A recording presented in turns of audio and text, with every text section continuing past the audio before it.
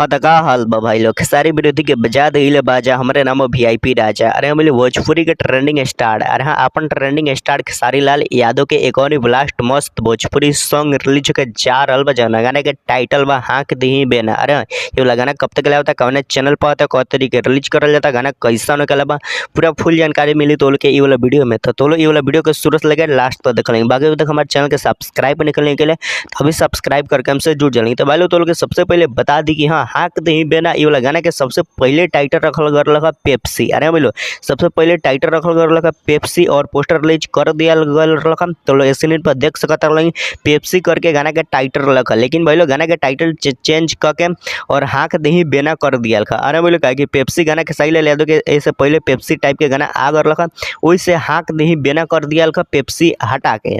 बाकी तो लोग बता दी कि हाँ गाना लिखला मैडम भोजपुरी के बहुत ही अच्छा बहुत ही मस्त बहुत ही हेवी राइटर कृष्णा बेदर्दी। अरे बोले गाना लिखला मैडम कृष्णा बेदर्दी। बाकी तो लोग बता दी कि हम म्यूजिक डायरेक्टर बड़ा आर्या शर्मा। अरे बोले तो लोग गाना में म्यूजिक सुने के मिली आर्या शर्मा के। बाकी तो लोग बता दी कि यह गाना बहुत ही बेस्ट बहुत ही मस्त बहुत ही झकास खेला बा। अरे बोले बाकी ये वाला गाना गईले बड़ा भोजपुरी के ट्रेंडिंग स्टार खेसारी लाल यादव। अरे हाँ हाँक दही बेना गईले बड़ा भोजपुरी के ट्रेंडिंग स्टार खेसारी लाल यादव और शिल्पी राज। अरे हाँ दोनों आदमी मिल के गाना गईले बा। बाकी गाना बहुत ही बेस्ट बहुत ही मस्त बहुत ही झकास खेला बा। अरे बोले बाकी तो लोग बता दी कि हाँ गाना रिलीज होके वाला बा खेसारी लाल यादव के चैनल पर। अरे बोले खेसारी म्यूजिक वर्ल्ड पे गाना रिलीज होके वाला। बाकी गाना बहुत ही बेस्ट बहुत ही मस्त बहुत ही झकास होके वाला बा। तो लोग गाना के मिस मत करे लेंगे। बाकी तो लोग बता दी कि हाँ कल सुबह 6 बजे गाना के रिलीज करल जाए खेसारी म्यूजिक वर्ल्ड के यूट्यूब चैनल पर। तो लोग गाना के जरूर सुनिए लेकिन।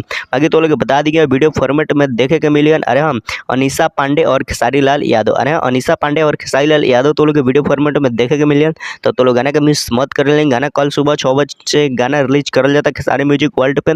तो लोग गाना के जरूर सुनिए लेकिन गाना बहुत ही बेस्ट बहुत ही मस्त बहुत ही झकास बनावल गल बा। बाकी कितना आदमी कहा था कि यहाँ कोको कोला 2 हो सका था कोको कोला 2 खानी गाना हो सका था, लेकिन तो लोग बता दी यहाँ कोको कोला 2 खानी गाना नहीं हो सका। ये वाला गाना में हट के और कुछ हट के बनावल गल बा कोको कोला से और कोको कोला खानी तो लोग फील आ सका था, लेकिन कोको कोला 2 गाना नहीं के बनावल गल। हाँक दही बेना करके टाइटल बा। तो एमे गर्मी के गाना बा लेकिन कोको कोला 2 नहीं के। तो लोग गाना के सुने लगे गाना बहुत ही बेस्ट बहुत ही मस्त बहुत ही झकास बा खेसारी लाल यादव के खेसारी म्यूजिक वर्ल्ड पे गाना के रिलीज करल जाए। तो लोग गाना के मिस मत कर लेंगे गाने के जरूर सुनिए लेकिन। बाकी कल सुबह 6 बजे गाना रिलीज होगा था खेसारी म्यूजिक वर्ल्ड पर। बाकी तो लोग ये वाला वीडियो कैसा लगा अच्छा लगा तो लाइक कर लेंगे चैनल के सब्सक्राइब कर लेंगे वीडियो को शेयर कर लेंगे। बाकी तो लोग भी खेसारी लाल यादव को फैन बढ़ लेंगे तो एक अच्छा सा कमेंट जरूर कर लेंगे। तो thank you so much full video watch.